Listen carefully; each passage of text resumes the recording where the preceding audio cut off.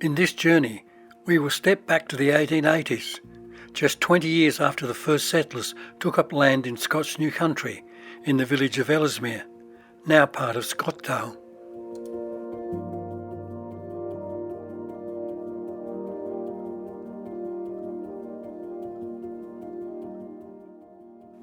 This is one of the earliest photographs of Ellesmere, taken from George Street, looking down the road to Bridport. This was once called Bridge Street. It shows some of the earliest buildings, including Thomas Cox's house near Coxs Creek, the very first house in Scots New Country. Taken in the 1880s, it shows just how much of the forest is still standing after 20 years of settlement.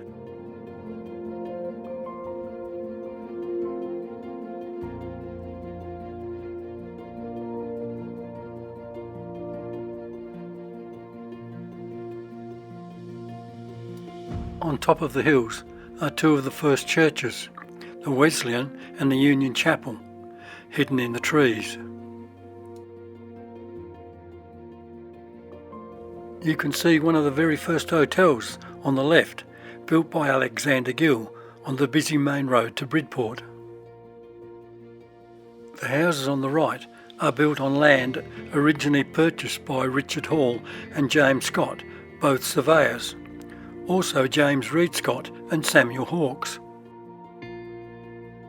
A plan of the first road from Bridport shows the village of Ellesmere, Coxs Creek and the location of the Union Chapel, built on land owned by Thomas Cox. An aerial photograph taken in 1963 shows the location of some of the early buildings.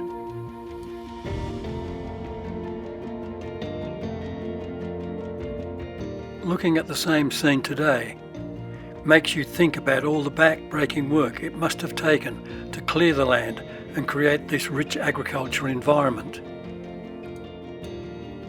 We pass the site of Thomas Cox's house on the far right of the picture as we fly to the Ellesmere Cemetery.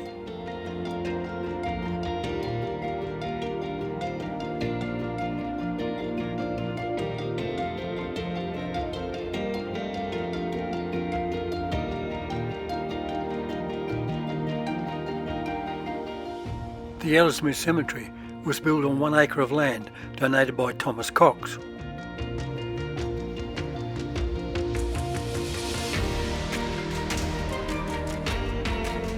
Here we look down on the site of the very first burial, that of Robert Rhodes, ex-American sailor, sealer and stonemason who built Bowood House for Peter Brewer in the 1840s.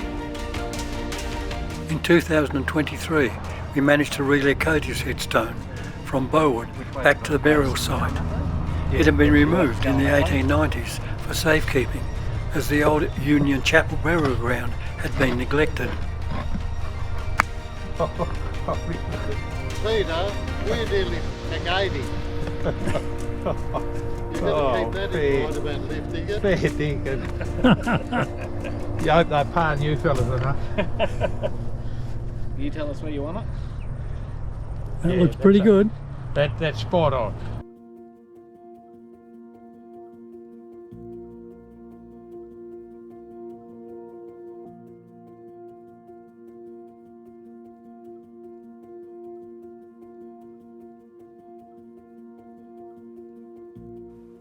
Today the Ellesmere Cemetery is managed by the Dorset Council and is well looked after by the council and citizens of the district.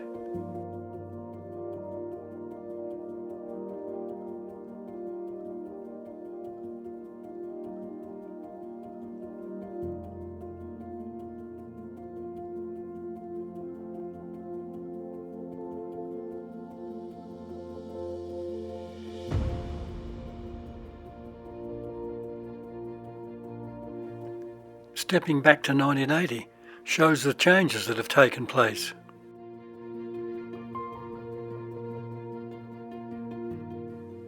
The old track into the cemetery ends where we think the old Union Chapel once stood. This is corroborated by an earlier road map showing the location next to the main road.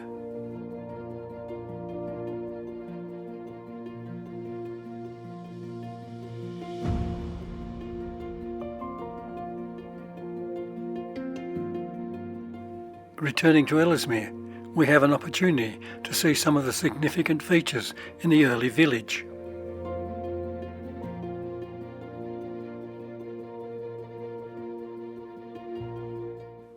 We pause to view the locations of Thomas Cox's first house and Alexander Gill's Ellesmere Hotel.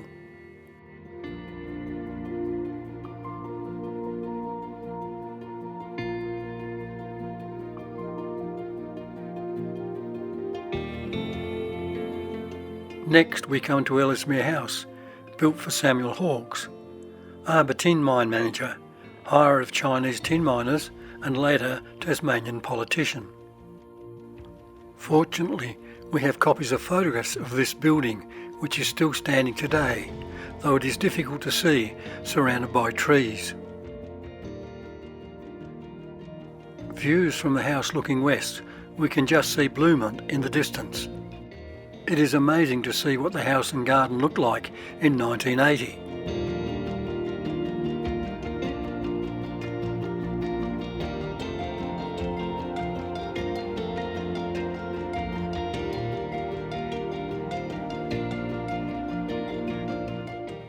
On Reed Street, we see where the Presbyterian Church, Sunday School and manse once stood.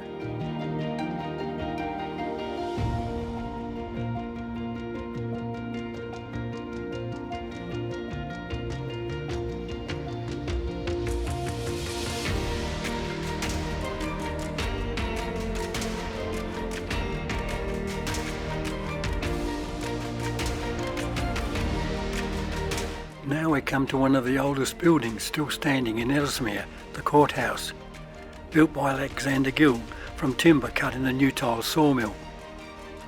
Alexander Gill borrowed money from a building society to construct Scottsdale's first sawmill.